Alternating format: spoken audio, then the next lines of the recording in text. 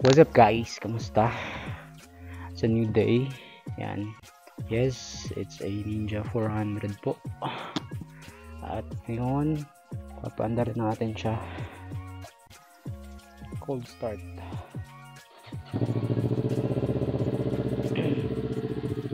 So, ito yung cold start niya ngayon. Ang nakakabit na pipe sa kanya, MIVV. Hindi ho sa akin yan. Hiniram ko lang ho yan. At yun din yung pupuntahan natin ngayon. Kukunin natin yung pipe natin na acrophobic na short or medium canister lang yon. Sinubukan ko lang kasi itong long canister or yung mahaba na canister kung anong tunog niya. So ito yon. Okay naman yung tunog niya. Hindi masyadong maingay, medyo buo. Pero mas gusto ko talaga yung medyo may ingay. Kaya ibabalik natin yung acrophobic. Pangalawa kong nilagay na pipe dyan is ito. Ito yung nilagay ko dyan, SC Project na short canister. Medyo nagkaroon siya ng dito, sunburn yung film niya sa dashboard, pero madali lang palitan yan. Bilad siya sa araw, kaya yan yung mangyayari. Meron na nga pala siyang steering damper. YSS yung brand. Hindi ko alam kung magkano presyo ngayon, pero I think mga nasa more than 10k. Ito, mga side mirror bolts kailangan ko palitan ng stainless para kahit pa paano magmukha naman siyang bago. So yun, baba ko na yung motor, tapos tara, samahan niyo ako, punta tayo ng shop. Medyo madumi yung motor natin kasi 3 araw na straight na umuulan.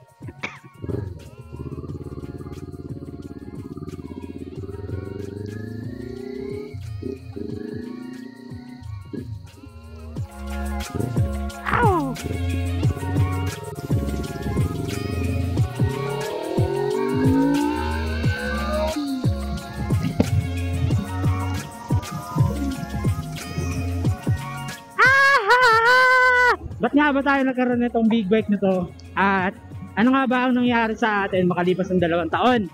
At yun nga, sa loob ng 2 taon natigil tayo sa paggawa ng mga video, sa paggawa ng vlog, dahil nabisi tayo sa mga responsibilidad natin sa buhay. At syempre dumating din yung pandemya. Pero ngayon medyo nakabawi-bawi na tayo ng kaunti. Susubukan ulit natin gumawa ng mga motovlog. Dati sa channel na to, ang mga ginagawa ko is mga modification or upgrades piyesa ng NMAX ko.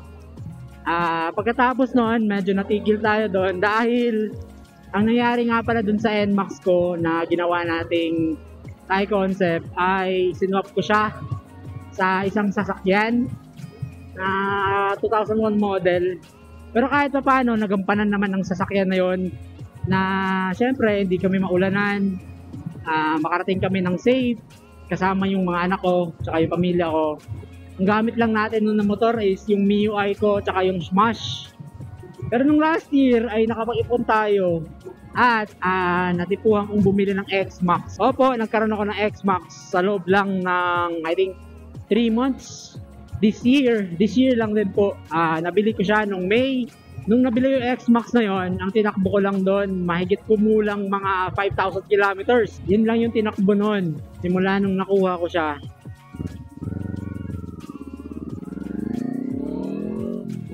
At pagkatapos nga nung X-Max, ay eto namang Ninja 400.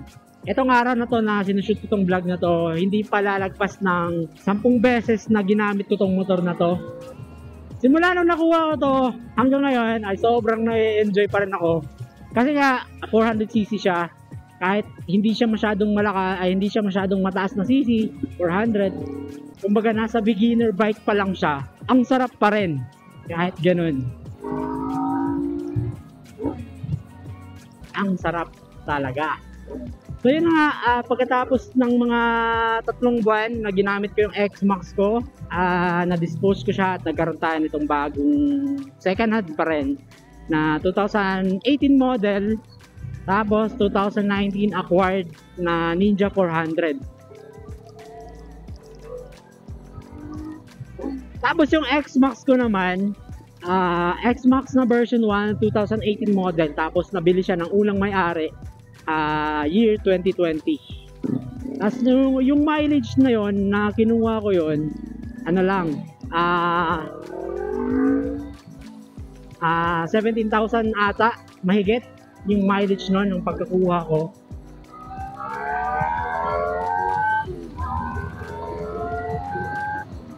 Woohoo! Tapos pagkatapos nun ito na nga yung nangyari. Nakuha ko na tong motor na to. Nung nakuha ko to, ilang araw lang is pina-repaint natin siya balik sa original na color na black.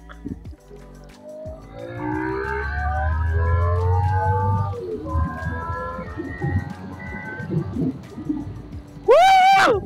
Ha!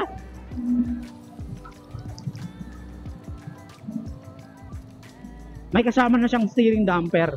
Nung pagkakuha ko na ito guys, hindi siya nakakabit. Tapos sinubukan ko siyang patakboy na mabilis. Around nasa 150 something pa ako. Grabe. Sobrang sobrang napaka-vibrate niya, tsaka nag-wobble yung handlebar. Pero nung nakabit ko na siya at nilagay ko siya sa pinakamatigas na settings, grabe, sobrang sarap na nadalhin. Hindi ka nakakaba. Tingnan nyo, kahit ganyan yung kalakas, around 100, tapos bitawan mo yung handlebar, hindi siya nagwa-wobble masyado or nang malakas talaga. So sana naririnig nyo ngayon yung pipe na nakakabit sa atin, na hiniram ko lang kay Kuya Mark, yung may-ari ng ABT Motorparts.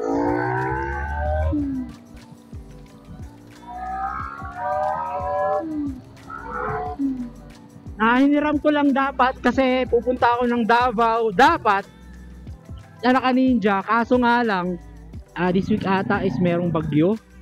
At ganito lagi yung weather pag umaga. Sobrang init, pero pagdating ng hapon, grabe. Sobrang lakas ng ulan at saka hangin. Pipe. Pipe. So ito yung pipe natin na ikakabit ulit. Siguro parehas lang siya ng laki. Ito. So, ito yung unang pipe na nakakabit doon pagkakuha natin. Ito sana yung gusto ko. Ganito sana kalaki. Pero okay na to. Okay na sa akin to. So kabit ko na lang muna. Nga pala naka yung mid-link na naka full weld na siya. So diretso na talaga sa slip on. Pasok ko lang muna yung motor, masyado mainit. Sound check. Yan.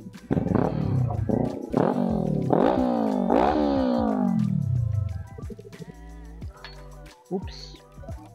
So may dala tayong wire. Yung clip-on, gamit itong wire, pasok mo dyan. Init! Masyadong mainit. Ayan. So ito yung sinasabi ko na mid-link.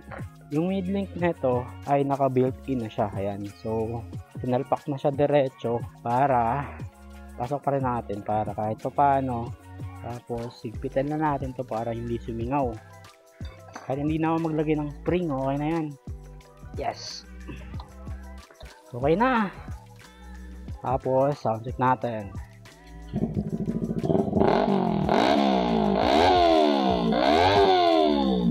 Good.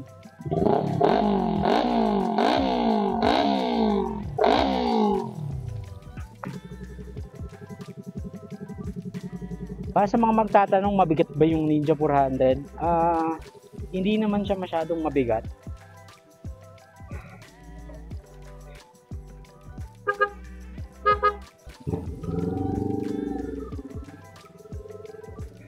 Hindi siya masyadong mabigat.